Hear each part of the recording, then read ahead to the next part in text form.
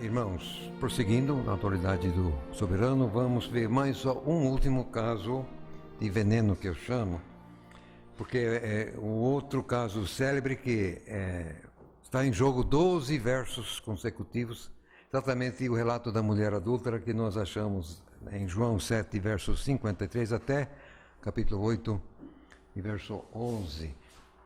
Agora, aqui, o quadro é diferente. Até aqui você viu assim, metade de 1%, 2%. Aqui não, aqui é 15% da totalidade não traz, contra 85%. Então, esse 15%, mais ou menos 240 manuscritos, contra 1.400 que tem. Então, 85% que tem é uma maioria razoável, não é? Agora, não quero me deter aqui com outra coisa a não ser o seguinte. Um certo erudito do outro lado já foi embora, o nome dele é Bruce Metzger. Ele escreveu um comentário assim, defendendo as decisões do comitê que produziu o texto chamado crítico, de fato eclético, uma coxa de retalhos. Ele argumenta que o relato da mulher adúltera interrompe a sequência do Evangelho de João. Então, para ele, deveria seguir direto de 7:52 a 8:12, quer dizer, e que com isso, sem interrupção. Então, é essa questão que agora eu quero atingir. Eu vou ler aqui, está aí também, você está aí na sua apostila, é a página 10, mas aí a página é diferente para você. João 7:53, a discussão. Eu quero ver se seria verdade que os 12 versos interrompem a sequência. É essa questão que estou vendo aqui. Então, vamos ler o verso 52 do capítulo 7. És tu também da Galileia? Examina e verás que da Galileia nenhum profeta surgiu. É que os fariseus, os sacerdotes, aquela gente tinha mandado o guarda para prender Jesus, só que voltaram mãos vazias, dizendo, não, nunca ninguém no mundo falou com ele. Só. Aí, és tu também, tá. Aí Nicodemos levanta a mão, mas peraí, nós julgamos alguém antes de ouvi-lo? Então aí vem os outros, mas és tu também da Galileia? Aí pulando direto para o verso 12, conforme eles alegam. Falou-lhes, pois, Jesus outra vez, dizendo, eu sou a luz do mundo. Agora, vem cá. Falou-lhes. Agora, lhes é um pronome. Pronome não pode acontecer sozinho no espaço, ele tem que ter antecedente. Quem é ou qual é o antecedente de lhes? E qual é o significado de outra vez?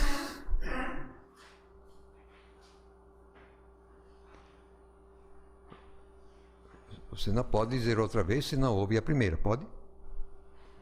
Você fala outra vez, fatalmente tinha uma primeira vez. Ou várias primeiras vezes, mas quer dizer, não pode. Então, o que é aqui? Se você corta fora esses versos, falou-lhes, pois, Jesus. Jesus está falando com quem? No verso 52, 51, está lá os escribas, os fariseus, mas o problema todo é que Jesus não estava, que os guardas não trouxeram Jesus, era esse, Jesus não está.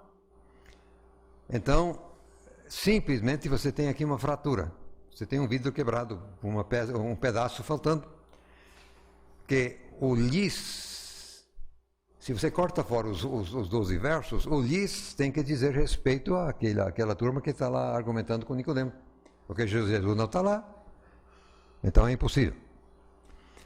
E outra vez, mas se você falar outra vez, é que ele já falou pelo menos uma, mas ele não está nem ali, como é que ele pode falar a primeira vez, para não falar a segunda? Então, O argumento de Metzger é meramente uma mentira. Ele mentiu assim, propositadamente. Um homem inteligente, ele sabia o que estava falando. Ele sabia que não era verdade. E você lendo com atenção o texto vai verificar que não é mesmo, é impossível o que ele disse. Então, se você lê corretamente o que está com 85% dos manuscritos, Jesus está ensinando no templo. E de repente, lá pelo verso 3, chega aquela turma com aquela mulher coitada, é uma jogada suja, que diz, nós pegamos ela no ato. Agora vem cá, eu sou velho, mas eu entendo dessas coisas também. Você pega no ato, cadê o homem? Pegaram assim no ato, cadê o homem? Vai ver que era um deles.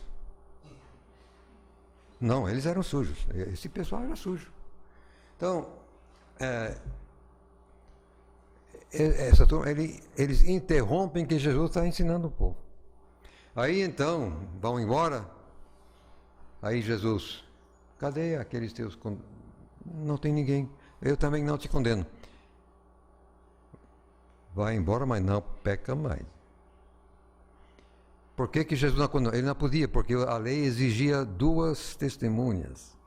E Jesus sozinho não podia condenar ninguém.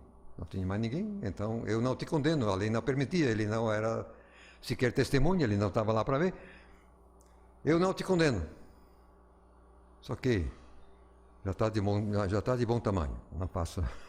Não faça mais. Aí, ele retoma a palavra. Falou-lhes, pois Jesus outra vez. Quer dizer, ao povo, ninguém foi embora. Aquilo foi um circo, ninguém foi embora. Estava aí todo mundo vendo aquilo. Então Jesus meramente retoma a palavra. Depois, se o relato não fazia parte, pela hipótese, do texto original de João, como, aonde e quando e etc. poderia alguém enxertar uma coisa tão curiosa, para não usar palavra ou outra, no meio do texto sagrado? E de tal sorte acaba dominando 85%. Em termos da ciência da probabilidade estatística, que é uma ciência aritmética, seria simplesmente impossível uma invenção posterior alcançar 85% assim das testemunhas posteriores. É estatisticamente impossível isso. De qualquer forma, 85%. E todos os manuscritos melhores estão do lado do 85%. São os outros que estão do lado dos 15%.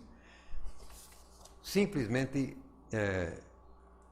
eu não quis assim deixar essa alegação espúria do Metzger passar sem comentário, porque é uma estupidez na cara. Bom,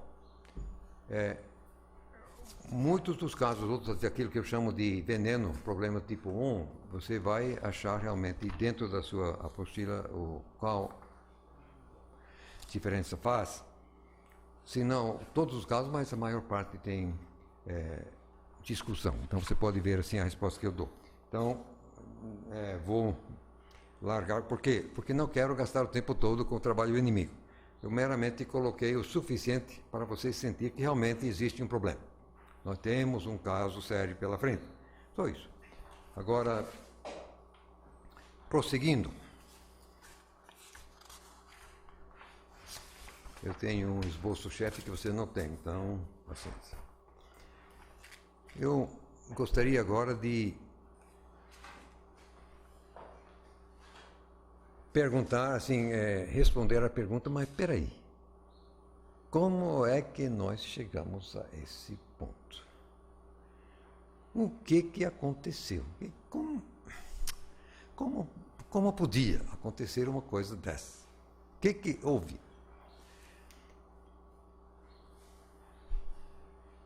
Vamos pensar um pouquinho na Reforma Protestante.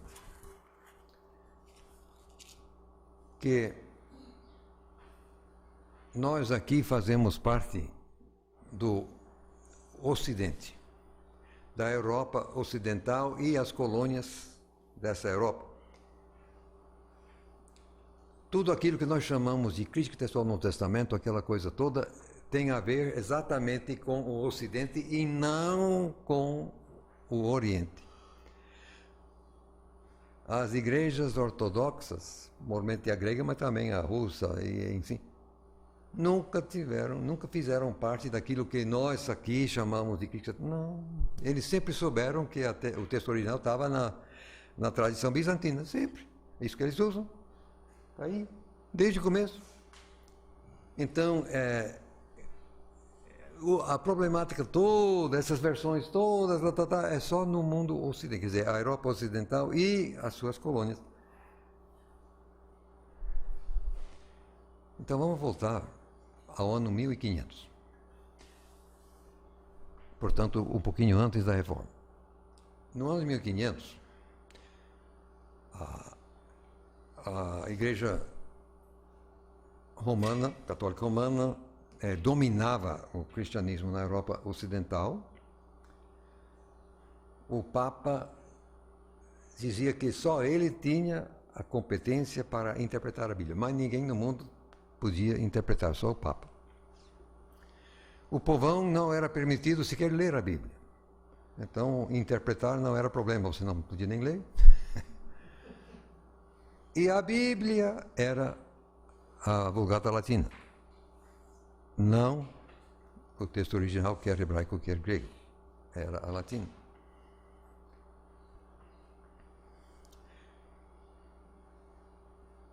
Aí, no ano de 1517, o nobre do Martinho Lutero pregou assim 95 teses.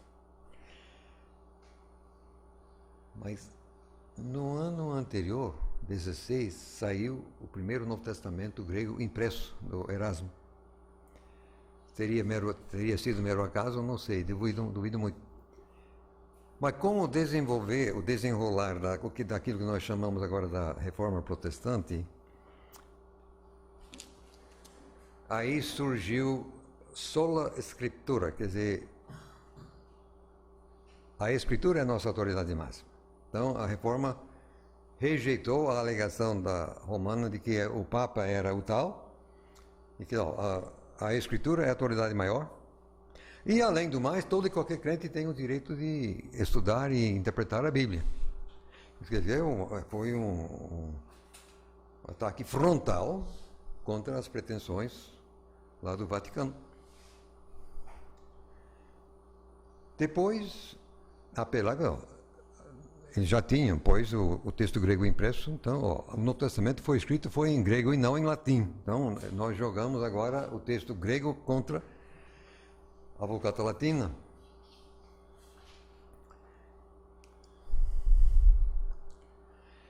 Naquele tempo, a establishment, quer dizer, a máquina da Igreja Romana era totalmente corrompida, era uma desgraça, era uma vergonha simplesmente. E o povo pensante da Europa Ocidental já estava satisfeito, quer dizer, não estava mais querendo saber desse Deus, desse pessoal. Então veio já a era da razão e com isso o humanismo. Então era rejeitando esse Deus aí dessa. Então a própria Reforma Protestante é, até certo ponto, filha da Renaissance, quer dizer, a era da razão. Qual foi a defesa de Lutero, quando ele está sendo assim julgado para então ser condenado? Ele disse: se vocês não me convencerem pela Escritura e pela razão, eu não volto atrás. Tá? Pela Escritura e pela razão.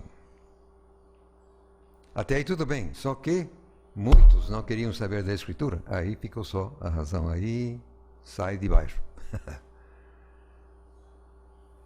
Agora, a romana não se deu assim, não ficou assim muito satisfeita com essa coisa toda. E veio o contra-ataque. Porque na Biblioteca Vaticana tinha muitos manuscritos gregos no Testamento. E desses manuscritos gregos não tinha dois iguais, pelo menos assim nos 4 evangelhos, não tinha dois perfeitamente iguais. Aí a Igreja Romana jogou na cara da reforma, dos reformistas. Você está alegando aí só a Escritura? Qual é a tua Escritura? Então a Igreja Romana obrigou a reforma protestante a lidar com a problemática de variação textual, quer dizer, variantes nos manuscritos. Os manuscritos não batem. Um manuscrito diz assim, outro diz assado. E agora como é que fica? Só que essa área de estudo era totalmente nova. Ninguém vinha. A Bíblia deles vinha sendo, antes era a Vulgata Latina. Então o texto grego era, de certa forma, uma novidade. Então se antes era sequer proibido ler, e agora como é que você vai estudar? Você aprendeu aonde? Você aprendeu com quem, quando, como? Depois, simplesmente, naquele tempo, faltava aos reformadores os subsídios mínimos necessários para tratar do assunto. Havia uma certa coleção de manuscritos gregos assim nas bibliotecas. A Biblioteca Nacional da França tinha centenas, de Londres centenas, para nem se comentar o Vaticano, só que a Biblioteca do Vaticano não era tão fácil de acesso para o reformador, mas aquilo que eu entendo que Deus usou, quer dizer, a família 35 de manuscritos, essa família era muito mal representada nas coleções existentes assim na Biblioteca da França, de Londres, enfim, etc. Depois também, você só pode se inteirar da situação cotejando manuscritos. Ninguém tinha feito isso. Então o pessoal não sabia qual era a problemática, a extensão dela.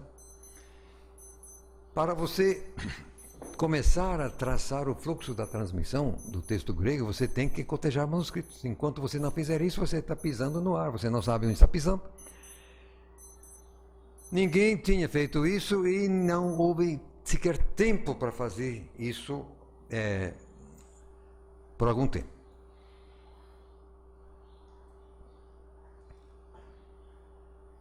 Mesmo porque era da razão. Agora queremos razão. Mas, então, para quem abraça a razão, o sobrenatural é, no mínimo, desconfortável. Quer dizer,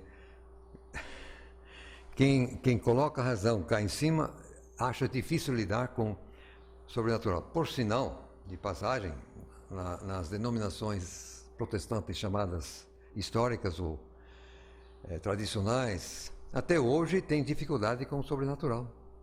Até hoje. Porque eles primam pela razão e aí agora o sobrenatural não encaixa. Você não pode controlar o sobrenatural através da razão, não dá.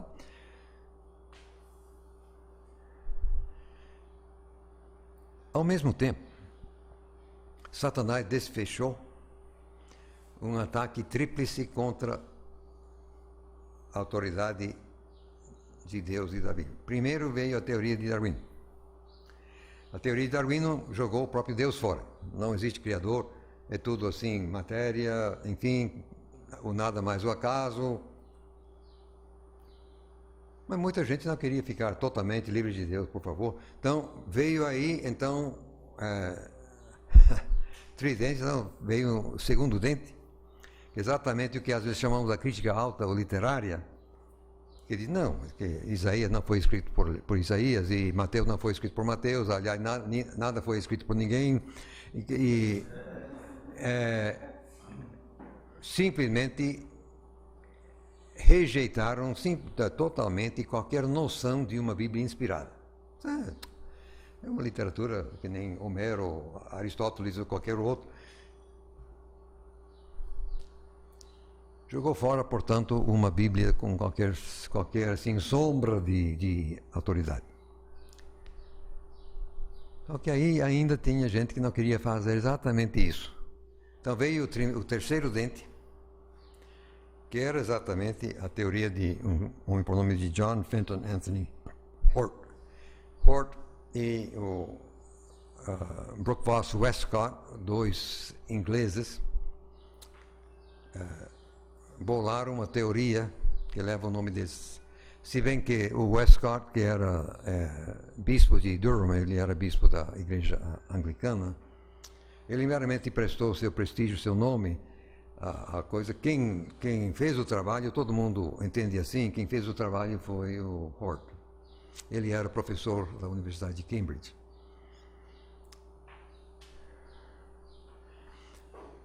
Essa teoria minou a confiabilidade do Novo Testamento.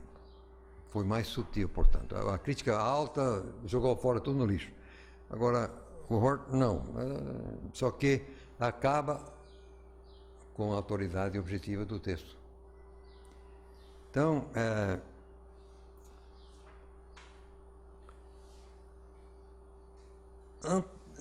isso já existia. Eu vou falar daí, daqui a pouco eu vou te dar a essência da teoria de Hort.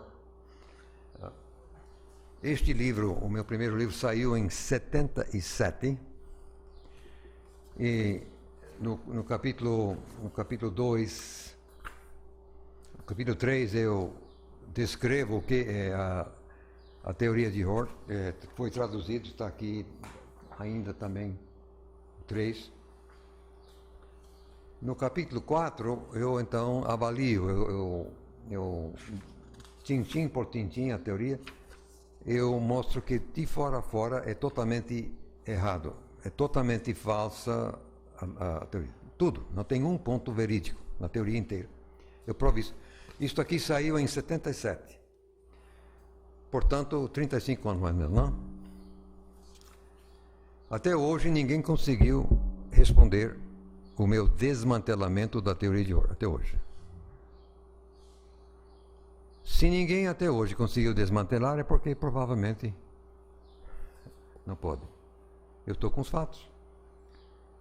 Eles me jogam no lixo de outra forma. Agora, responder é que não conseguem responder.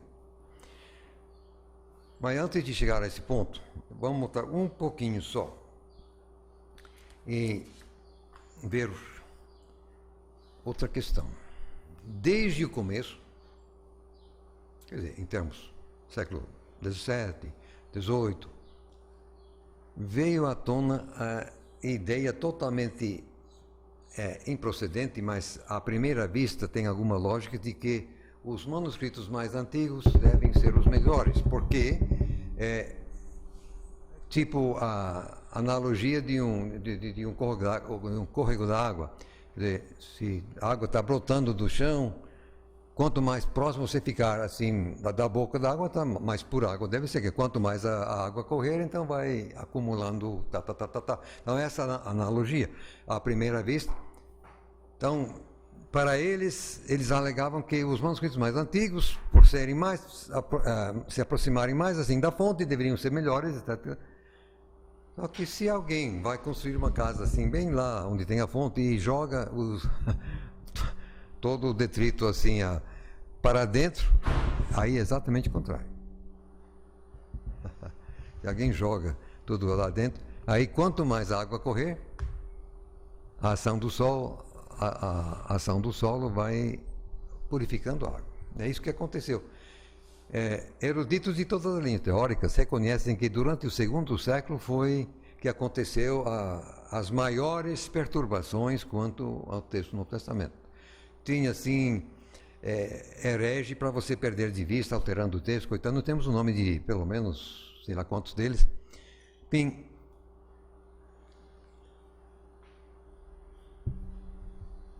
mas essa ideia de que os mais antigos são os melhores é simplesmente fatal para a verdade. Como eu já mostrei aqui, esses dois grandes pergaminhos, Codex B e Codex Alba, discordam entre si mais de 3.000 vezes. Então, não são os melhores, são, aliás, os piores, eu posso provar isso. Mas essa ideia de que os mais antigos seriam os melhores foi fatal para o Novo Testamento. Ouçam bem, ouçam bem.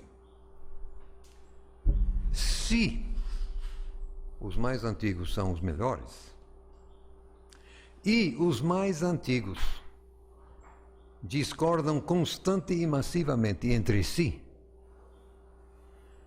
então a recuperação do texto original é simplesmente impossível. Se você diz que os mais antigos são os melhores e os mais antigos discordam constante e massivamente entre si, você não tem como alcançar. É impossível. Então, é exatamente essa jogada que Satanás joga. Porque desde o começo, dois grandes pergaminhos do Antigo, quer dizer, o Codex Vaticanus e o Codex de Obesa, que só tem os 4 evangelhos mais Atos, esses dois eram conhecidos desde o século XVII, se não antes. Só que esses dois discordam milhares, quer dizer, pior ainda do que o Aleph é o D. O D é pior do que o Aleph, imagine se possível. Milhares de discordâncias.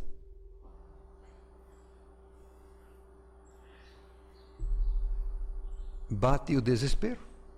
Se você vai comprar a ideia que antigo é bom e os antigos simplesmente não dá. Então, essa jogada então simplesmente solapou, matou aí a confiança. Ok, eu digo e provo o contrário. Os antigos são os piores, não são os melhores, são exatamente os piores. Aí isso aí simplesmente vira a mesa. Esse Códex de Obesa também é do Egito? Supõe-se. Ele é o pai do suposto texto ocidental, né? Aliás, é bilíngue, com latim, grego e latim. Então, talvez tenha sido feito em Roma, quem sabe, mas o texto grego não veio de Roma, veio de outro canto. Se foi produzido em Roma com latim, é bilíngue.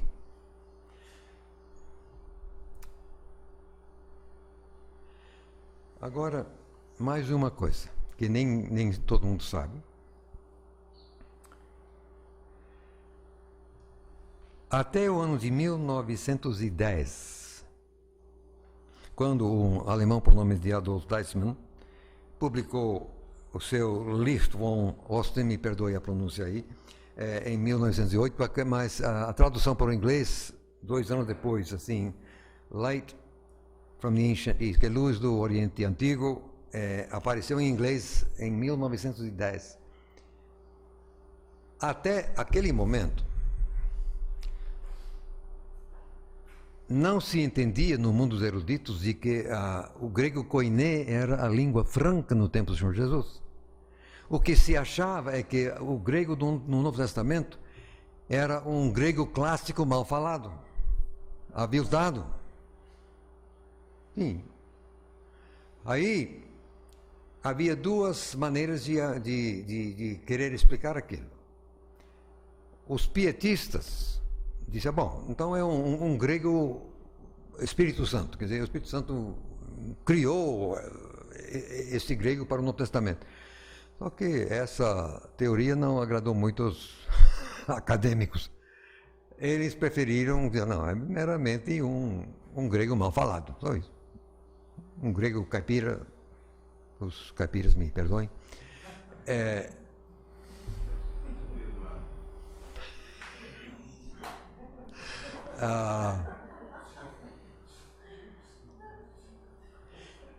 Só que, me escutem, por favor, isso aqui não é à toa.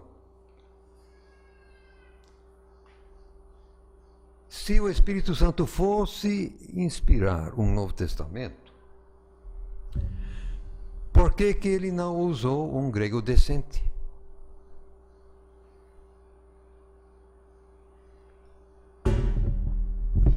Aqui os acadêmicos falando, né? Eles achando que o grego do Novo Testamento é um grego caipira, assim, Quer dizer, se o Espírito Santo fosse inspirar, quer dizer, para eles, eles estão negando. Eles estão negando a inspiração, porque se é um grego assim mal falado, então o Espírito Santo não fala grego? Não, né? Quer dizer, por favor,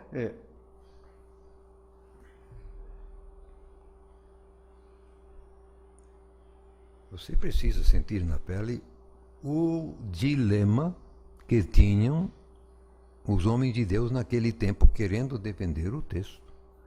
Gente, não foi fácil. Não foi fácil. Então, um Burgon da vida, que combateu a teoria de Hort, coisa e tal, gente, não foi fácil. Ele não tinha os fatos necessários, a informação à disposição. Depois, essa ideia totalmente improcedente a respeito do grego e coisa e tal. Então, o argumento que eles acharam, eu não estou criticando. Se estivesse lá, faria a mesma coisa.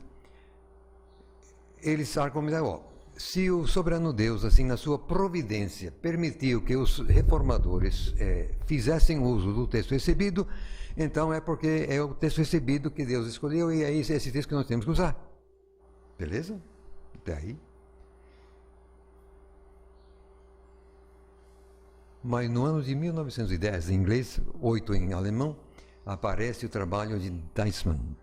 E ele provou por A mais B mais C mais D que o grego no Testamento não é grego clássico mal falado, coisíssima alguma, era a língua franca do mundo daquele tempo. Tem até gramática escrita para o Koiné. Tem. Aí você tem uma reviravolta. O Novo Testamento não é um grego mal falado. Simplesmente é a língua franca de então. Só que isso já chegou tarde para um Burgon da vida. Esse pessoal já se foi fazia tempo.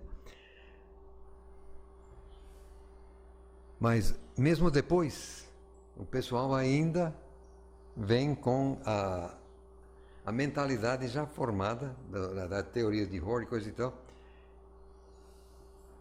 E eu entendo que o Hort foi exatamente um exímio servo de Satanás, que Satanás levantou exatamente para resolver um problema que Satanás ainda estava sentindo.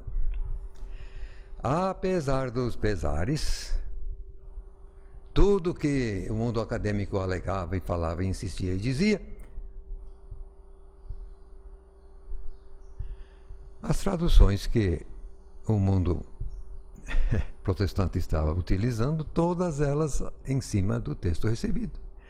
Então, a tradução de Lutero para o alemão, de Tyndale para o inglês, de João Ferreira de Almeida para o português, de Cipriano de Valera para o espanhol, todas essas grandes traduções assim da Reforma Protestante, todas elas traduzidas em cima do texto recebido e não do texto eclético.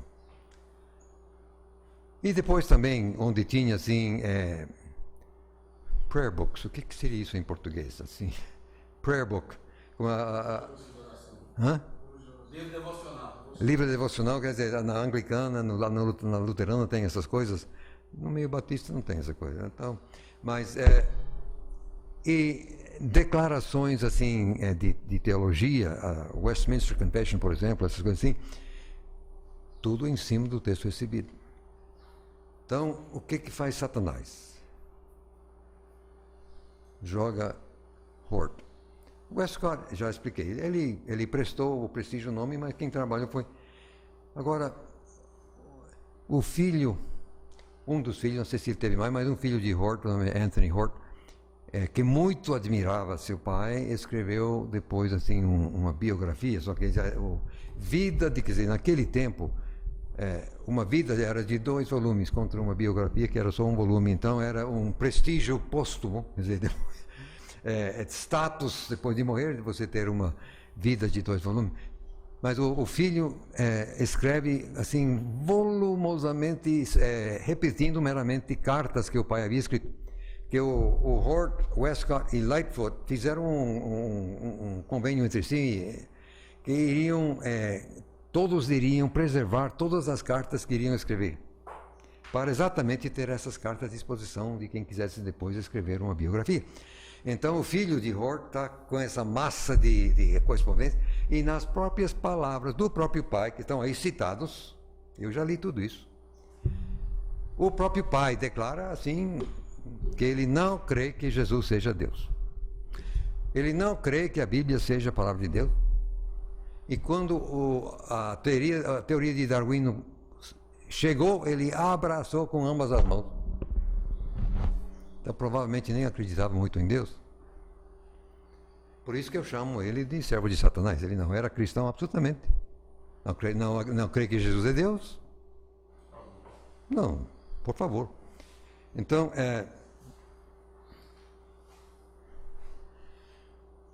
eu vou agora gastar um tempinho com essa teoria. Não vou dar a resposta, porque aí seria horas a fio e você pode ler tudo isso. Você pode jogar aí essa sola escritura. Que coisa aqui. Pronto. Cadê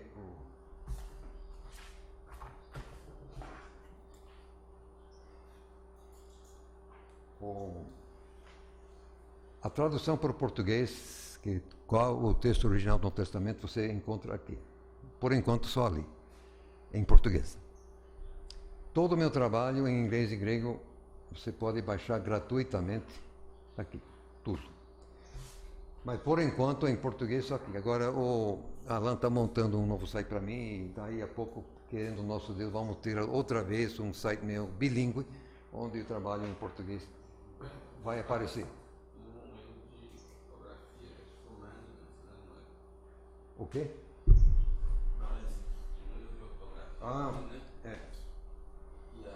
Aqui é A. Se digita errado, aí não cai no site. Nunca vai cair. Command é A. O resto é 2M, tudo bem, essa mais aqui é A. E o próximo domínio, o que você vai criar? Prunch. www.prunch. P-R-U-N-C-H. Que é Prunch. Project Underground Church. As primeiras duas letras. Depois eu...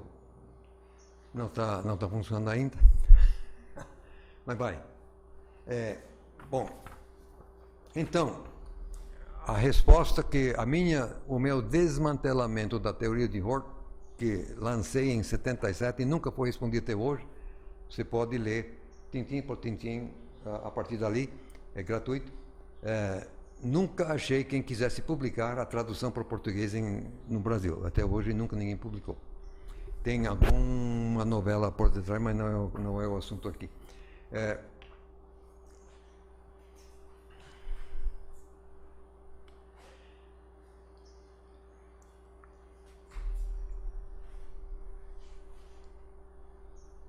É preciso procurar entender como era o mundo de então. Ninguém sabia o que fazer com a variação textual, porque ainda não haviam atinado para a família 35 e os melhores manuscritos. Depois, toda aquela conversa é um grego aviltado, etc., e coisas, etc. Só que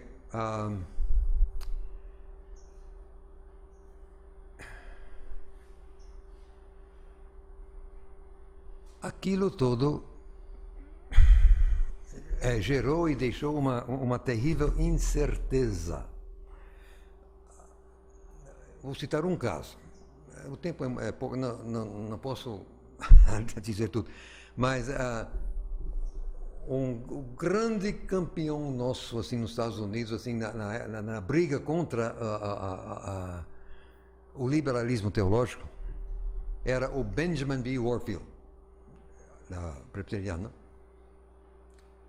Warfield, até hoje, a defesa da inspiração da Bíblia que ele escreveu é praticamente assim, você quase não consegue aprimorar. Foi tão bom. Só que ele depois entendeu de ir à Alemanha e estudar com o pessoal lá totalmente liberal. E foi, mas isso um tanto depois já da teoria de Hort e tal. como ninguém sabia o que fazer com a variação nos manuscritos, imagino que foi isso que derrubou ele. Ele voltou, esse Warfield voltou da Alemanha, louvando a Deus, porque Deus havia levantado o Westcott Hort para recuperar o texto perdido no Testamento.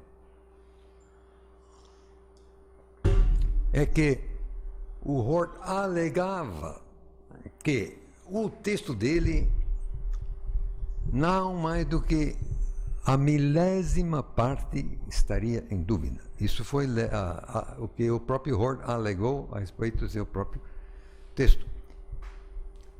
Uma falta de modéstia quase igual à minha, na boa.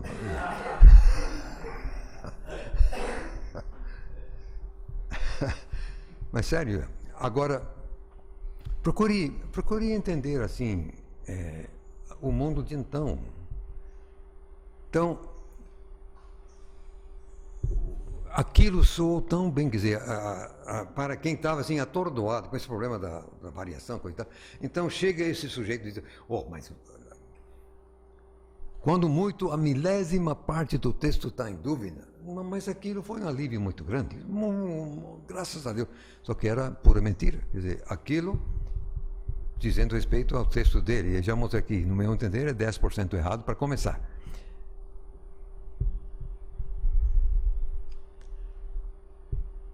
Por A mais B, essa teoria lavou, quer dizer, dominou o mundo, quer dizer, todas as denominações, mesmo as conservadoras, todo mundo abraçou. Parecia dar uma solução para a variação textual, parecia ser uma solução, só que não era. O pessoal não tinha analisado profundamente e adequadamente. Agora, eu vou explicar rapidinho a teoria, só para você entender como é que chegamos a este ponto. A abordagem básica, declaradamente, sem pestanejar, sem não tá fingindo nada, absolutamente, diz: o Novo Testamento não é inspirado. Esse é o ponto de partida na teoria de Hort. Nós aqui estamos tratando de uma literatura igual a qualquer uma outra, nada de coisa inspirada. Com isso, ele alegou que nem os primeiros cristãos acreditavam que fosse isso, e, portanto, a primeira década de séculos, ninguém estava nem aí com esse texto, ninguém estava preocupado, portanto, ninguém estava zelando, e que quando finalmente a evolução da superstição e da crendice levou os cristãos de outra geração a imaginar que aquilo fosse Bíblia. Aí então correram atrás para ver, já estava perdido o texto, já era tarde, ninguém sabia mais qual era. É essa a teoria de Hort. Aí, começando com esse pano de fundo, esses pressupostos, ele agora pega o que fizeram lá na grande biblioteca e Universidade de Alexandria, trabalhando em cima dos trabalhos de Homero e Aristóteles, qualquer coisa. Eles faziam uma coisa que chamava de genealogia, quer dizer, eles procuravam reconstruir uma árvore genealógica. Você começa com pequenos galhos e vai assim, galhos maiores, até finalmente chegar no tronco, exatamente uma árvore de verdade colocada de cabeça para baixo. Quer dizer, as árvores nossas, o tronco está cá embaixo e vai subindo ali. Colocaram de cabeça para baixo. Ele alegou que fez isso. Ele não, que eu saiba, ele nunca sequer cotejou um único manuscrito por inteiro. Como eu já fiz vários, nunca ele. Ele alegou, no entanto, que tinha feito isso e que, como resultado, foi possível reduzir a massa de manuscritos para 3 famílias, ou 4, dizia eles. O texto neutro para ele, que era o Codex B, aliado por vezes com o Codex A. O Codex alexandrino egípcio, que era os demais assim dessa laia, o texto ocidental, que era principalmente o Codex D e as versões latinas, e o que ele chamou de texto siríaco, que nós chamamos hoje de texto bizantino, que era a grande massa. Então ele, assim, reduziu mais de 1000 manuscritos para 3. Agora, isso é negócio, né? Se você consegue fazer isso, isso é negócio. Você agora só tem que lidar com 3.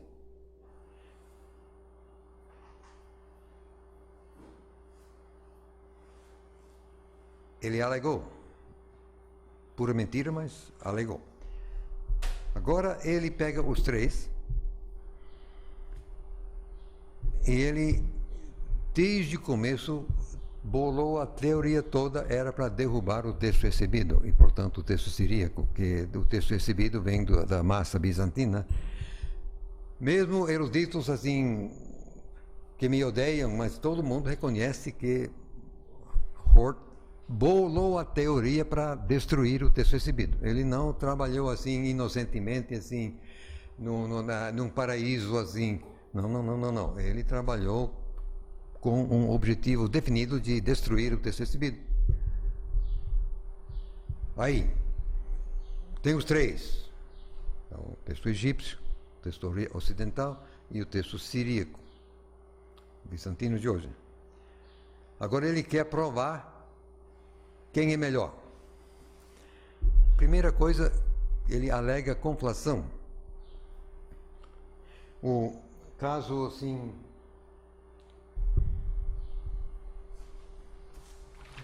bem fácil, está no último verso de Lucas, só para você entender de que se trata. Não vou gastar tempo aqui, só para você entender de que se trata. O último verso de Lucas. Estavam sempre no templo, louvando e bendizendo a Deus. Agora vamos ver o que está aqui a nova versão internacional. Último verso de Lucas. Vamos ver, chega lá. Papel muito fino. Permaneciam constantemente no templo, louvando a Deus. Aqui diz louvando e bendizendo. Aqui diz somente louvando.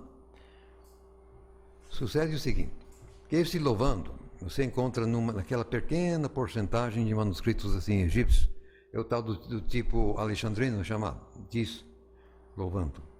O Codex D, em alguma versão latina, diz unicamente bendizendo. Então, o Codex ocidental tem bendizendo, o texto ocidental tem bendizendo, o texto egípcio tem louvando, e o texto siríaco junta os dois e diz louvando e bendizendo. Então, isso é uma conflação. Quer dizer, você pega um pedaço daqui, outro pedaço dali, e você junta os dois pedaços e cria uma nova coisa maior. Um tijolo daqui, outro tijolo daí, agora fazer uma coisa com 2 tijolos. Isso é uma conflação, é um tipo de mistura onde você pega. Agora, a essência do argumento é obviamente esta. Uma conflação, nesse sentido, fatalmente tem que ser posterior aos outros. Não? Se eu vou bolar uma conflação, eu pego um tijolo de A e outro tijolo de B, mas esses tijolos têm que existir antes de mim.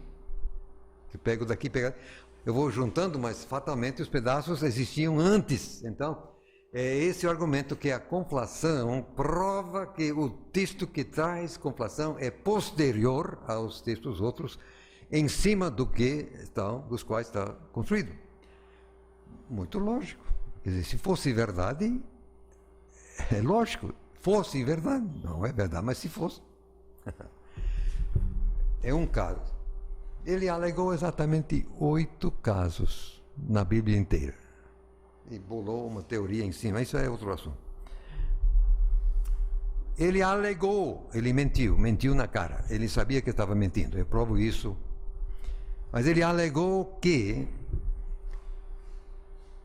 só existe conflação no texto siríaco. Suponhamos então que alexandrino é A, ocidental é B e sírico é C. Então existe você só encontra onde o C pegou pedaços de A e B e juntou. Nunca você encontra o A e C para B ou C e B para A. Alegou ele, né? Então ele alegando para ele alegar ou deduzir que o texto sírico era posterior, ele não podia admitir conflação dos outros tipos, que se é assim, então tudo igual por igual. E aí você não pode argumentar que um é pior do que o outro, porque se todo mundo você vai pichar com a mesma brocha, não. Ele mentiu, foi na cara, ele sabia que estava mentindo, mas o pessoal engoliu. Então, o primeiro argumento, ele prova que o texto sírico é posterior por conflação. Não satisfeito, aí ele apela para os antigos pais da igreja, as citações, onde os escritos dos antigos cristãos que nos chegam às mãos, que chamamos nós de pais da igreja, onde eles citam o Novo Testamento. Aí, ele alegou, também mentiu na cara, mas ele alegou que o primeiro pai da antiguidade, o Crisóstomo, do século, que já do ano 400 mais ou menos, foi o primeiro pai a utilizar nas suas citações do Novo Testamento leituras tipicamente siríacas.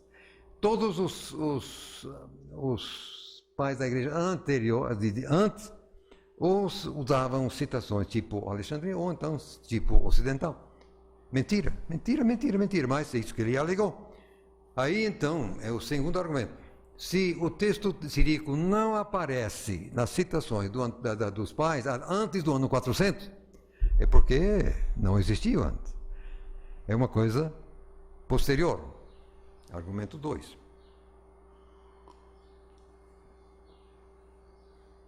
Não satisfeito, ele ainda colocou um argumento subjetivo. Aqueles dois seriam objetivos, supostamente, fossem verdade. Ele ainda acrescenta um argumento subjetivo, dizendo que na cabeça dele as variantes, as leituras tipicamente siríacas eram inferiores. Bom, se você acha inferior, aí não vou perder tempo com isso. Isso é uma coisa subjetiva. Só que o nobre do Ford, ele tinha um pequeno problema.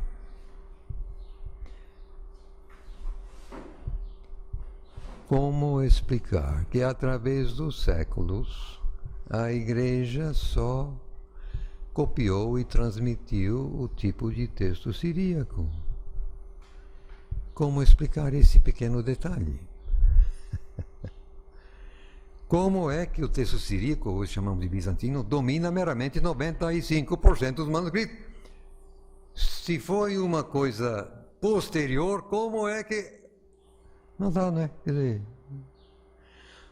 Aí, ele bolou outra coisa fictícia. Aquele homem sabia criar ficção, sabe? Ele era bom. Ele alegou outra vez uma coisa totalmente improcedente, de que houve um trabalho, assim, de redação, encabeçado por um tal de Luciano, lá pelas tantas da Síria, no século... Ele trabalhou, acho que século IV. Ele bolou, supostamente, uma revisão do texto grego e que aquilo foi imposto às igrejas por ordem superior, assim... Na igreja grega não havia papa, então um metropolitano, alguma coisa, né? Patriarca.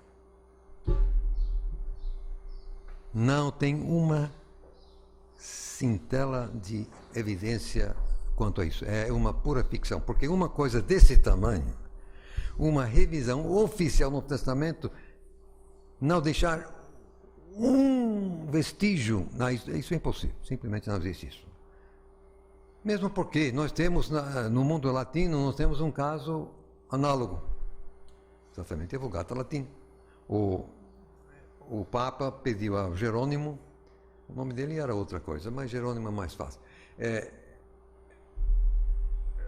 fazer uma nova versão em latim, porque havia um horror de traduções latinas assim, que dispararam. Só que o Papa não conseguiu impor a Vulgata Latina. Se o Papa não conseguiu impor a Latina, então como é que um sujeito, Luciano, sabe lá de onde? Não funciona, simplesmente não funciona. Fosse verdade mesmo assim, por que não ficar com um texto desse tipo? Mas tanto não foi verdade que, no caso da Vulgata Latina, nós temos mais de 10.000 cópias em latim da Vulgata. A coisa é tão para cá e para lá que hoje ninguém sabe qual foi a redação original de Jerônimo. Ninguém sabe. Tem 2 ou 3 edições diferentes da Vulgata Latina hoje que ninguém mais sabe o que o velho Jerônimo teria escrito. Bom, essa teoria é falsa de fora a fora, 100% falso.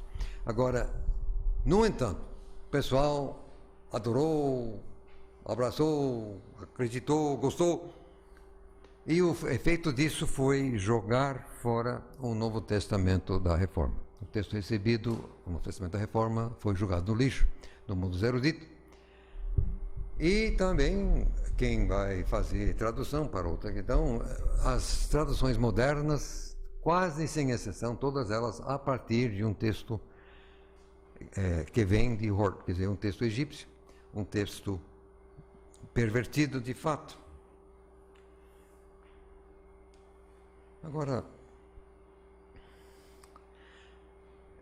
uma coisa que não é dita o suficiente, mas eu insisto, que sempre, em qualquer trabalho científico, análise científica que vamos fazer, sempre é preciso fazer uma distinção rigorosa entre 3 coisas. Havemos fazer uma distinção rigorosa entre aquilo que é evidência, aquilo que é pressuposição e aquilo que é interpretação. As evidências deveriam ser a mesma coisa para todo mundo. Fato é fato. Os fatos estão aí, as evidências estão aí. O manuscrito é fato. O manuscrito é a mesma coisa para A e para B e para C. Quer dizer, o manuscrito está aí, é o fato. Agora, a interpretação que você vai dar ao fato, aí agora nós temos, como diz o ditado, cada cabeça um mundo, então, cada qual. Mas o que orienta a interpretação que você vai dar? O que orienta a sua interpretação é as pressuposições que você tem aqui. As pressuposições é que orientam a sua interpretação. Então, os fatos deveriam ser os mesmos para todo mundo. Mas 2 pessoas com pressuposições diferentes, se dirigindo ao mesmo grupo de fatos, vão tirar ideias diferentes, fatalmente. Vão tirar interpretações diferentes. Por que eu estou insistindo? Porque o que acontece é o seguinte. No mundo de hoje, e de 2 séculos para cá, não se faz mais isso. Antigamente, a definição de um erudito de verdade incluía a honestidade. Você querendo ser um erudito de verdade, você tinha de ser honesto. Isso quer dizer, honesto para com os fatos, honesto para com as evidências. E com isso, então, todo e qualquer erudito de caráter iria dizer abertamente, no começo, o qual eram as suas pressuposições. Até hoje. Então, as minhas. O soberano existe, o Criador existe. Ele entregou uma revelação escrita à nossa raça. E ele preservou essa revelação até hoje. Minhas pressuposições. Eu posso provar uma coisa e outra, mas a gente não pode trabalhar sem pressuposição. É impossível. Então, em dado momento, tem que ser criticado muito a Burgani, a mim também, porque eu insisto em declarar as minhas pressuposições. Como eles são desonestos e não fazem, então eles criticam a gente porque nós faz. Isso é perverso. Isso é perverso. Mas eles são perversos, a verdade é essa. Agora, o que acontece, e me ouçam por favor, eu não estou aqui só porque eu gosto de ouvir a voz. Me ouçam. O que se ensina nas nossas universidades, o que se ensina nos nossos seminários teológicos, é um bolo onde os fatos, as evidências são juntas com as pressuposições, e esse bolo é vendido aos alunos como sendo a verdade. Então isso acontece sim na qualquer universidade do Brasil, começa já no segundo grau, a teoria da evolução é apresentada como fato, e vai aí as pressuposições junto com as evidências, mas ninguém nunca, jamais diz ao aluno que isso aqui é fato, isso aqui é pressuposição. Nunca! Eles apresentam a coisa toda como um bolo. E no seminário a mesma coisa. Os manuscritos é fato, as variantes é fato, mas nunca isso é ensinado. Vai a teoria junta e isso é que é ensinado ao aluno.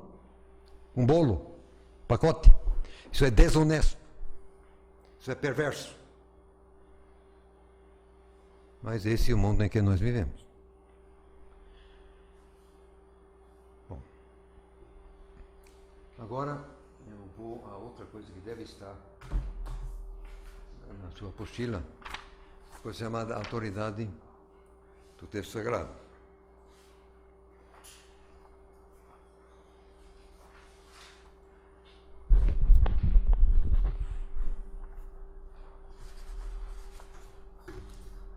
A teoria de Hort conseguiu, de fato, jogar fora a Bíblia da Reforma Protestante, pelo menos no mundo dos eruditos, a maior parte realmente das igrejas cristãs e evangélicas ou protestantes, como queira chamar, algumas poucas honradas exceções.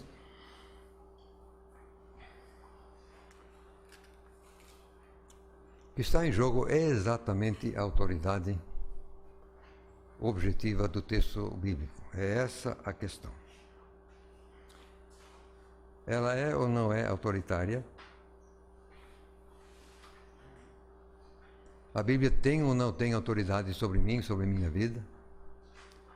Eu preciso levar em conta ou não preciso? Essa questão é fundamental. Daí é a nossa vida. Na verdade, como já mencionei por alto, a questão da autoridade em si é a questão chave para a existência do ser humano neste mundo. É o que domina o mercado das cosmovisões, das ideologias. Porque a cosmovisão de qualquer é a mola mestra da tua vida. Quer dizer, a cosmovisão é o conjunto de valores que você abraça. É o conjunto de valores a partir dos quais você interpreta tudo que você vê na vida. Os fatos são os fatos, mas a maneira que você interpreta depende totalmente de sua cosmovisão, seu conjunto de valores. Pode chamar de religião, filosofia de vida,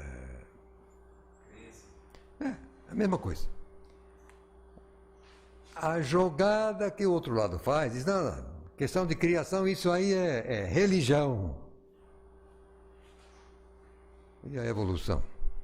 Não é nenhuma religião, é uma superstição, a coisa mais estúpida que já se bolou no mundo. O nada mais o acaso não seria nunca capaz de produzir outra coisa, a não ser mais nada e mais acaso. Qualquer criança de 5 anos sabe isso. Para você crer na evolução, você tem que ser um PhD. Só um PhD consegue crer assim na... Desculpe, estou sendo meio chato. Simplesmente não tem nada, absolutamente, é cientificamente impossível a teoria da evolução como origem e explicação de vida. Não existe. Meramente dizem que sim. Você repete uma mentira 1 milhão de vezes, então o pessoal acha que é verdade. Não escuta outra coisa. Nas escolas não se escuta outra coisa. Então as crianças acabam achando que é isso. Não, nunca escutam outra coisa. Richard Dawkins acredita que os símbolos foram eles foram inseminados, aí surgiu a raça humana. Sei lá. Não. Simplesmente. O campo magnético é uma coisa que vem sendo analisada assim, medido a força magnética do campo. Essa força vem sendo medida há mais de 150 anos, não me lembro mais quanto. Mas está sendo assim rigorosamente medido. O que se eles descobrem, isso é fato, isso aqui é ciência mesmo, a força relativa da força do campo magnético que está em torno da nossa bola, e sem essa força ninguém vive, a vida é impossível sem essa força magnética, está em declínio. Esse declínio é geométrico, é perfeitamente certo. Quando é geométrico, aí você pode projetar tanto para um lado como para outro lado, se é constante. Se o aclive é constante, você pode projetar. Acontece que no momento, hoje, a força magnética está ficando tão fraca que realmente a nossa vida está ficando cada vez mais complicada. Tem cada vez mais doenças. Agora a gripe não para, todo mundo. E a própria, o que eles alegam assim, nós estamos destruindo aí o ambiente, está tudo mais quente. Olha, você derreter todo o gelo que tem no mundo não vai fazer o mar levantar mais do que algumas polegadas, porque são sei lá quantos milhares de quilômetros quadrados de superfície de mar no mundo. Então, para você levantar uma polegada, então... O que eles não comentam, absolutamente é proibido comentar, é o declínio da força do campo magnético. Por que não? Porque eles não têm uma solução. E nós não temos muitos anos de vida, não. O mundo vai acabar daqui, a vida já está chegando no ponto crítico. Só tem um pequeno... Se você projetar para trás, chegando em 10 mil anos, a força seria esmagadora e a vida na Terra seria impossível. Há 10 mil anos. Literalmente, você projeta a força para trás, então a vida aqui, há 10 mil anos, seria impossível. Eu digo que tem 6.017 anos aqui nós. Então, até lá é suportável. Provavelmente depois também, após o dilúvio, Deus renovou, não sei. Em todo caso, o dilúvio de Noé aconteceu há 4.380 anos, talvez, 70. Destruiu totalmente a superfície. Nós aqui nós estamos em cima de camadas de terra e de rochas sedimentárias. Essas camadas foram deitadas pelas águas de Noé. Ao redor do mundo, você pode ver as mesmas sequências de camadas. As mesmas sequências, moço. Ao redor do mundo. Os curdos, eles têm salas cheias de artefatos da Arca de Noé. Os curdos sabem exatamente onde está essa arca. Porque normalmente fica coberto de gelo, de 20 em 20 anos dá um verão mais forte que derrete e dá para aparecer. Os curdos se entendem muito bem disso.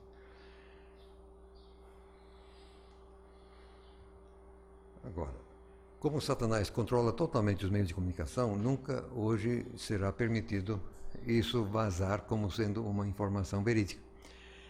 Há um ano ou dois, assim, apareceu uma notícia, que alguém alegava ter descoberto. No dia seguinte, veio outra que autoridades evangélicas negam aquilo.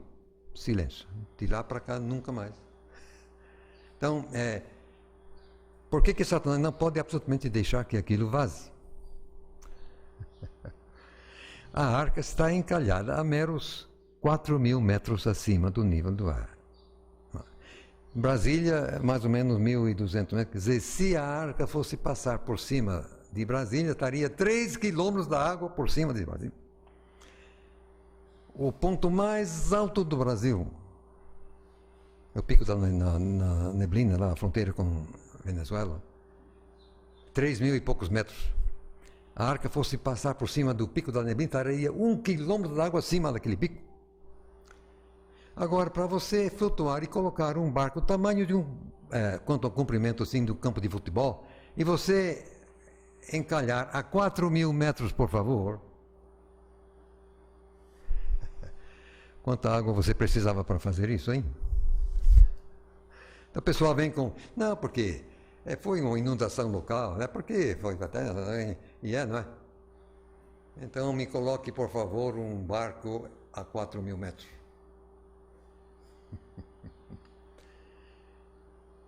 Agora,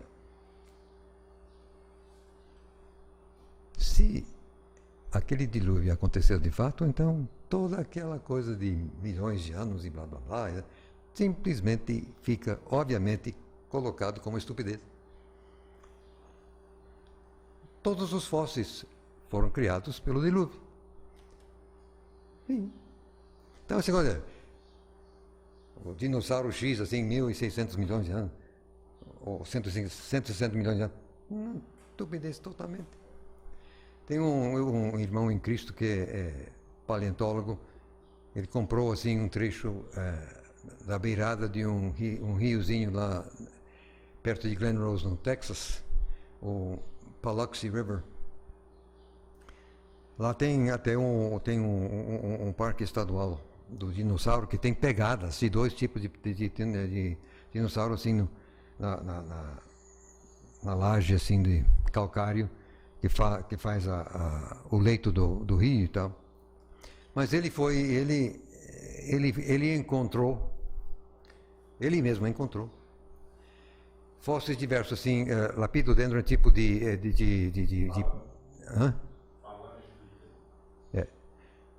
supostamente eles colocam 400 milhões.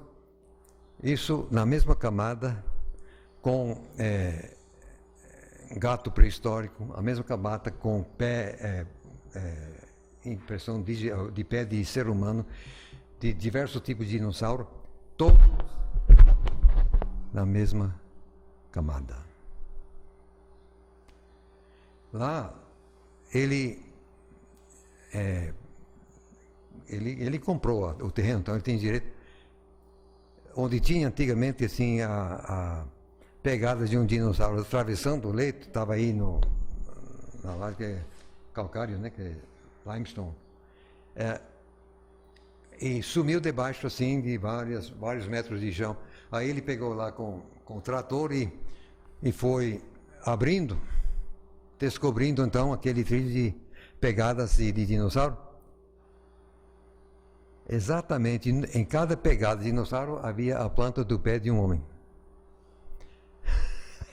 O homem seguindo, e como o dinossauro assim gentilmente havia compactado o lodo, aí então ele pisa exatamente a forma da planta do pé, com todos os dedos. Você pode tirar o sapato e colocar teu pé ali e bate perfeitamente, é um ser humano.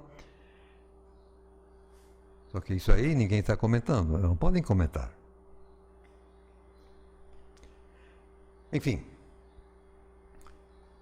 as provas assim científicas não é meu assunto aqui. Só que é preciso entender que o que está em jogo, no fundo, é exatamente a questão de autoridade. É essa a questão.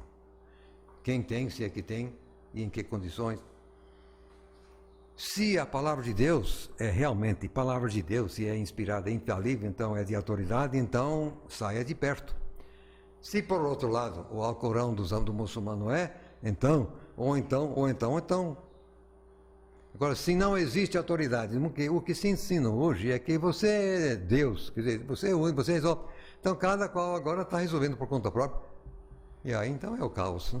É o que se vê. Agora vamos à importância, pois, do texto. Vamos começar com Oséias capítulo 4. É muito conhecido. Havemos de nos compenetrar, meus amados irmãos, que isso aqui é vida ou morte. Este exato verso de Oséias é talvez o único que todo mundo conhece. Oséias 4 e verso 6.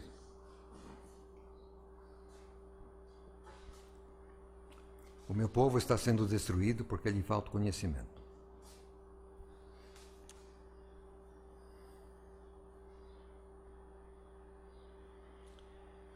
prosseguindo, porque tu rejeitaste o conhecimento, também eu te rejeitarei, para que não sejas sacerdote diante de mim. E visto que te esqueceste da lei de teu Deus, também eu me esquecerei de teus filhos. Agora, por favor. Se Deus vira as costas para os nossos filhos, qual é o futuro que nós temos?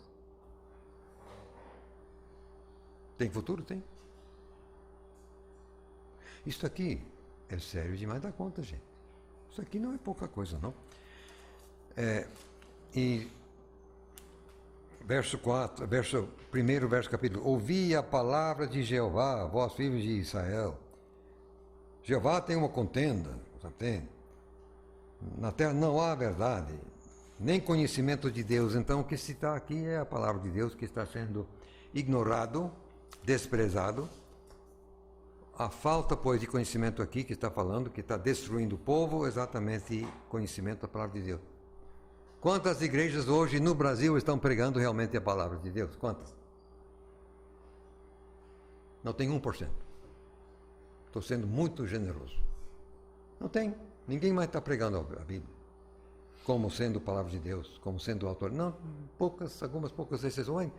Grosso modo. E com isso, a igreja totalmente impotente para fazer frente àquilo que Satanás está fazendo no país, na cultura. A igreja não tem poder, absolutamente, não está nem aí. Satanás tomando conta. O meu povo está sendo destruído. Mas é claro, você não tem que viver nesse país? Seu filho não tem que viver nesse país? Se tem neto? É aqui que nós estamos, é aqui que nós temos que viver hoje. Agora, isso aqui, por que eu estou? É porque eu quero que você entenda como isso aqui é sério. Isso aqui não é uma coisa só para os teólogos, os acadêmicos, os teóricos. Não. Isso aqui é a minha vida, é a tua vida. Eu também te rejeitarei como meu sacerdócio. Se Deus caça o sacerdócio da igreja, como é que fica nós aqui? Se Deus caça o sacerdócio da igreja, o que a igreja tem? A igreja vai fazer o quê? É um clube assim social? Vamos reunir assim dominicalmente, abraçar os irmãos, trocar papo. E o sacerdócio? Se o próprio Deus caçou.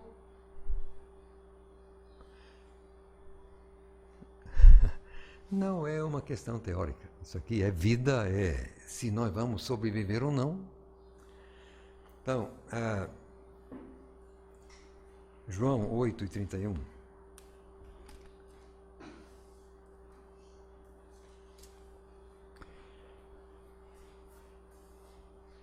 Jesus dizia, pois, aos judeus que criam nele: se vós permanecerdes na minha palavra, verdadeiramente sereis meus discípulos.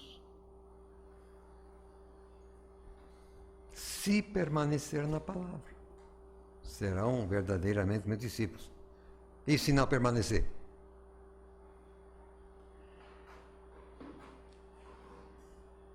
Conhecereis a verdade e a verdade vos libertará. Verso 32. Mas se você não conhece, se você não permanece, você não é liberto. Você fica sendo chutado que nem uma bola pelo inimigo. Orando ao próprio Pai, em João 17, verso 17, Jesus disse: santifica-os na verdade, a tua palavra é a verdade. É também a espada do Espírito Santo. Efésios 6 e 17. Hebreus 4 e verso 12 é espada viva e cortante do Espírito. O Espírito Santo que usa. Mas o Espírito Santo é gente fina. Ele não vai esmagar você, ele não vai impor. Você tem que querer. O que foi que Jesus falou com aquela mulher samaritana? O Pai procura quem o adore em espírito e em verdade. Deus não quer uma coisa imposta. Deus não dá cartaz ou procuração a ninguém para dominar a fé ou a consciência de outrem. Que isso seria contra. Você tem que obrigar alguém, você tem que empurrar a goela abaixo, você forçar. Deus não quer isso. Não quer. Deus só quer mesmo o que for. Espírito em verdade. Então, Deus não vai forçar. O Espírito Santo não vai forçar a barra, não. Você tem que querer, você tem que resolver. Deuteronômio 32, 46.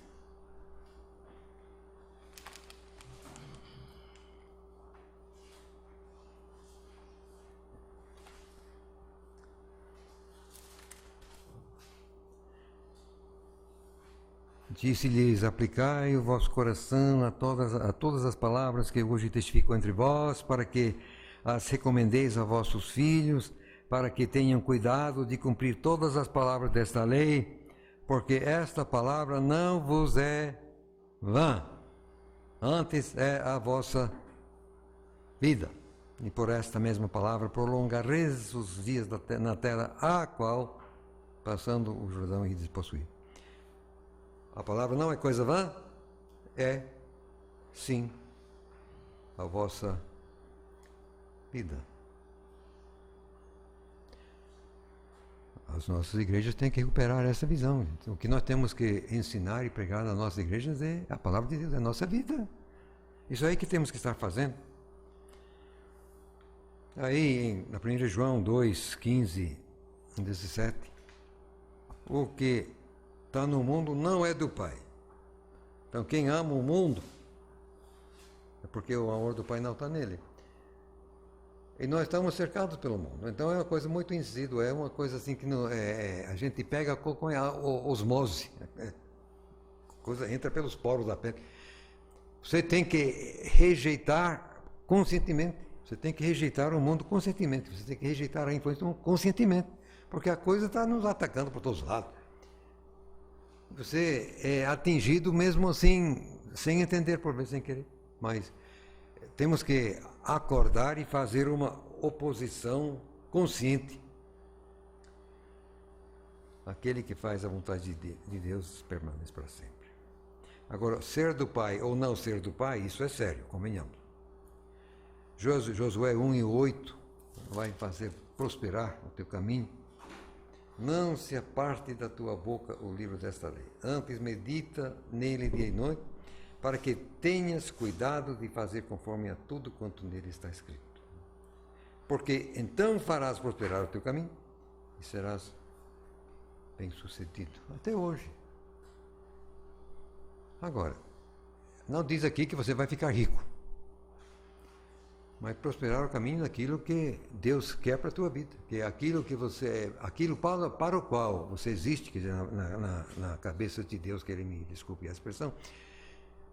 Isso aí você vai realizar, mas unicamente dentro da palavra. De outra sorte, não tem. Agora, antes de prosseguir, só veja, por favor, comigo aqui em Apocalipse capítulo 21. Aí eu vou prosseguir. Apocalipse 21, verso 5. O que estava assentado sobre o trono. Então aqui é provavelmente Jeová Filho mesmo. Eis que faço novas todas as coisas. E disse-me, quer dizer, aí falando com o próprio João, que recebeu este livro. Escreve, porque estas palavras são verdadeiras e fiéis. É Jeová Filho no trono dizendo que essas palavras são verdadeiras e fiéis. Agora pense um pouco só. Uma palavra verdadeira é falsa? Não pode dizer. Se uma palavra é verdadeira é porque é verdade. Não preciso nem não insistir. Se é verdade, é verdade. Jeová Filho garante que o que está aqui é verdade. Depois, fiel. Uma palavra fiel seria o quê? Quando alguém fala uma coisa de propósito para te enganar, isso é uma palavra fiel?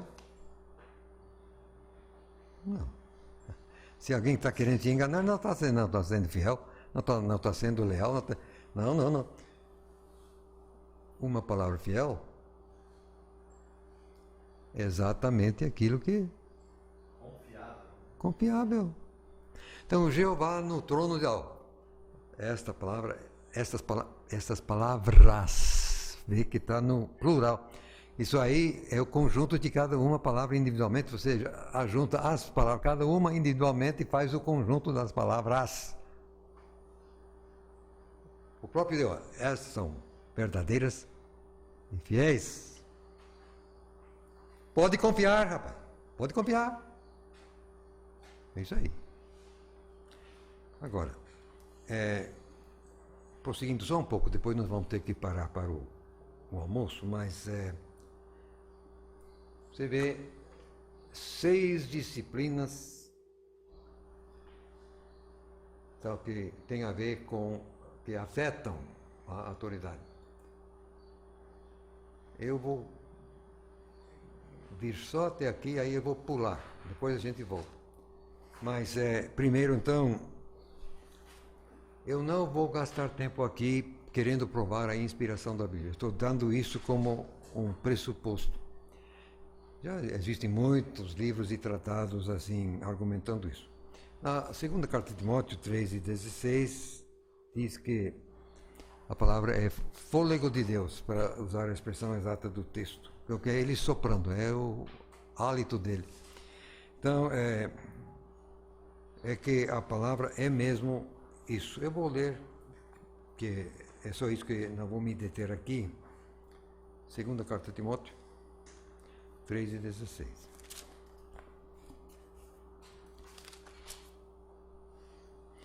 Toda a Escritura é divinamente inspirada. Isso aí é soprado por Deus e proveitosa para ensinar, para redarguir, para corrigir, para instruir em justiça. Para que isso? Para que o homem de Deus, vai aí mulher também, seja perfeito e perfeitamente instruído, quer dizer, capacitado para toda boa obra. Então, esta palavra serve para ensinar, que vai aí informação, te dá informação. Redarguir, quer dizer, chamar a atenção. Tem aí a verdade, e a verdade nos confronta. Espera aí, rapaz. Para corrigir, aí nos leva ao arrependimento. Realmente, é verdade. Depois que você chega a esse ponto, quer dizer, a gente confessa o pecado, aí o Espírito Santo pode levar em frente, instruir em justiça. Tudo isso que sejamos perfeitos e perfeitamente habilitados, capacitados. Então, a inspiração.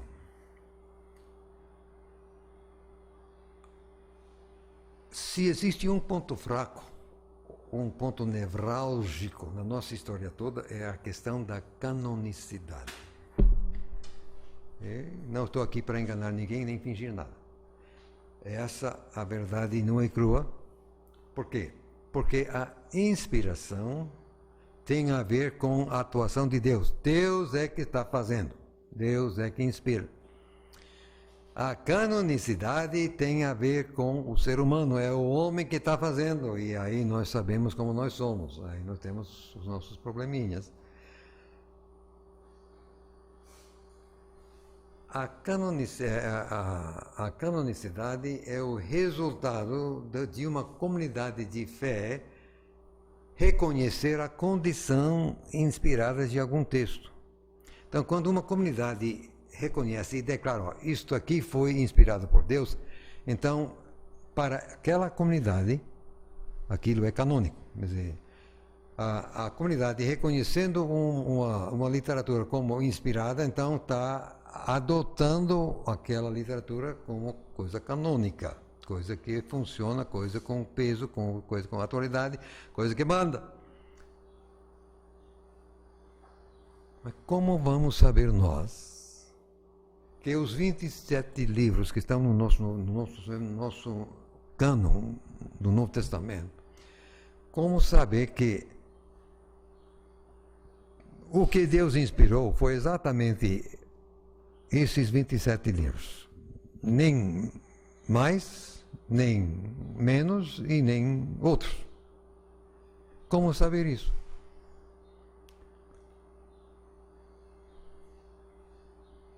Quer dizer, o que Deus faz está bem feito, mas e nós quem vai? Você vai confiar nessa igreja? Está doido? Você vê como é a nossa igreja, então a igreja de então era a mesma coisa.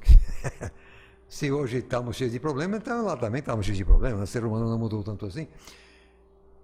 Como vamos nós confiar numa decisão?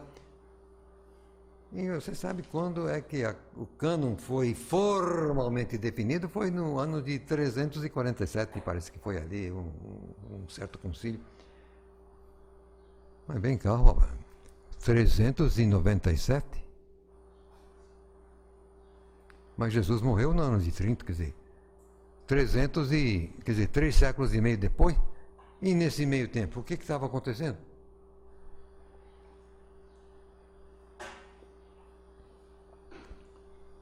O que estava acontecendo era o seguinte. Eu vou depois desfilar isto. Está no capítulo 5 do meu livro, que está disponível na internet. Eu tenho uma cópia aqui, mas você não tem, não está na apostila, que é grande.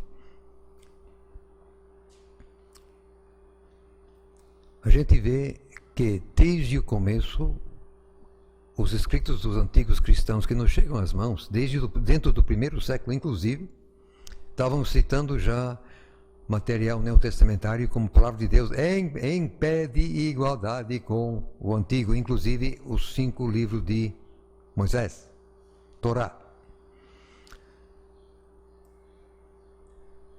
E no ano de 150 mais ou menos, um herege, até o próprio pai dele chamou de herege, de Marcion, bolou um cânon truncado. Ele não gostava de certas coisas, aliás, ele andou cortando fora coisas do texto, que ele não gostava de judeu. Agora, você pode não entender e nem sempre gostar, mas os nossos inimigos, às vezes, são amigos. Por quê?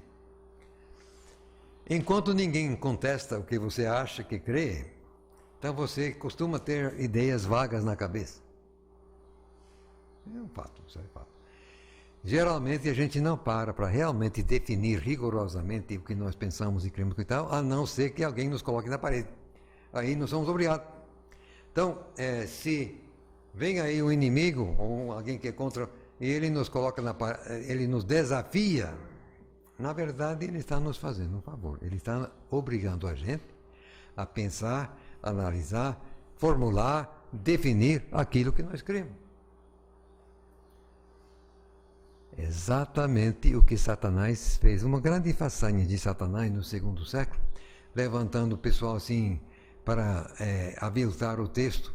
E esse Marcion não somente aviltar o texto, mas ele bola um cânon truncado no ano de 150, 2º século. E o Justino Mártir, se a memória me serve, fala exatamente assim, olha, o que esse pessoal faz, alterando e denigrar e tal, o que eles fazem nos obriga a nós a definir e defender a verdade. Exatamente isso. Então, essa iniciativa de bolar um cânon truncado levou os outros. Peraí, não, assim não. Aí eles definiram para eles o que era. Só que isso aí não consta em nenhum concílio. Isso aí foi uma coisa. Contudo, nos escritos do Irineu, que viveu e trabalhou assim nos últimos anos do 2º século, 180 para 200 por aí, escritos da mão dele que nos chegam às mãos, é um volume igual, maior que todos os outros antes juntos. Quer dizer, nós temos muita coisa da Lavra Irineu. Não tudo, que fatalmente ele escreveu outras coisas que não chegam a nós, mas do que chega a nós, ele cita como palavra autoritária cada livro do Novo Testamento, com exceção a 2. E são 2 assim de um só capítulo, parece que é Filemão e Terceira João, coisa assim. E se a gente fosse achar mais escritos, poderia ter citado, mas já está quase. Já tá. No segundo século, Irineu já sabia qual era o cânon. Em algum caso, ele cita cada capítulo, quer dizer, ele tem muita coisa. Tem muita coisa. Agora, o que eu vou argumentar aqui é que a melhor prova, ou o melhor argumento a favor do exato cânon que nós temos na nossa Bíblia, quer dizer, o exato Novo Testamento, 27 livros, não mais, não menos, que nós temos, o argumento melhor e mais forte que nós temos em defesa desse exato cânon é a preservação do texto. Por que que Deus preservou aqueles 27 livros e mais nada? Você sabe que hoje em dia estão chegando aí com esse Evangelho de Tomé, Evangelho, sabe lá, de Pedro, blá, blá, blá, blá. É um pequeno detalhe, rapaz. Não existe uma só cópia daquelas coisas em grego. É uma coisa ali na língua copta. Óbvio é que não se trata de coisa inspirada, que fosse inspirado, o inspirador, Deus iria cuidar de preservar. Não preservou. É por isso que eu digo, sim, a menor preocupação de há, que fatal e forçosamente nunca existiu um evangelho de Mateus em hebraico inspirado. Nunca. Por que não? Não existe sequer uma cópia de um Mateus em hebraico. Claro, ele acompanhando Jesus, estava aí rabiscando, estava enchendo cadernos de rabisco, assim, naquilo que Jesus ensinava. Tudo isso era hebraico, e Jesus ensinando hebraico. Ele pode até ter feito uma minuta de um evangelho em hebraico, mas não foi inspirado. O Espírito Santo, agora você vai passar para o português, para o grego. Nós temos mais de 1.700 cópias de Mateus em grego. De Mateus em hebraico, 0,00. Então, nunca houve um Mateus hebraico inspirado. Assim como nunca houve um Evangelho de Tomé inspirado, e nem também de Pedro, e nem de Blá, e nem de Má. Não tem? Então, esse pessoal, hoje em dia, pessoal, isso aí é só para, isso é para faturar, só isso. Isso é só para faturar. Isso aí pode desprezar. Essas coisas todas simplesmente não têm força maior. Agora, durante várias horas eu vou desfilar as provas que mostram que efetivamente Deus preservou os 27 livros que nós temos com o nosso cânon neotestamentário até os nossos dias. Eu vou fazer isso porque é exatamente aí que repousa a nossa confiança, a nossa autoridade. E, já disse e torno a dizer, no meu entender, é o nosso melhor argumento em defesa da exata seleção de livros. Agora, estou encerrando, mas só convido a atenção para 1 Crônicas, capítulo 16, e verso 15. Você vê aqui vários textos. Aí vai Salmos, a Isaías, Mateus. Eu só quero agora ver 1 Crônicas 16, e verso 15.